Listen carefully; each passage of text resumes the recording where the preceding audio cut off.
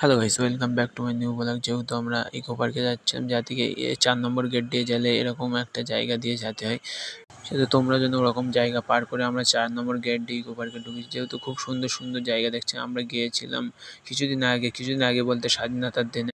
তোমরা দেখতেই পাচ্ছ আইফেল টাওয়ার ক্যামেরায় আসছে না, ওই জন্য পেছন দিকে কিছু ভিডিও, সুন্দর প্রকৃতির ভিডিও আমরা করে নিই। এটা কি জানি না, এটা কি হয় আদৌ জানি না। তারপরে আমরা এটা ঘুরে আস্তে আস্তে আমরা আমাদের গন্তব্যস্থানে রওনা দিচ্ছিলাম। এটা জাহাজ চলে। তারপরে এখানে বোট রাখা হয়, দেখতে পাচ্ছ কত সুন্দর সুন্দর একটা করে রেখেছে বোট রাখার জন্য। তারপর পার করে আমরা আস্তে আস্তে চলে যাচ্ছিলাম ওদিকে। যেতে যেতে সুন্দর প্রকৃতির মধ্যে দিয়ে যেতে যেতে কিছু দৃশ্য, ভালো ভালো দৃশ্য চোখে পড়ছে। ইকো পার্ক খুব সুন্দর।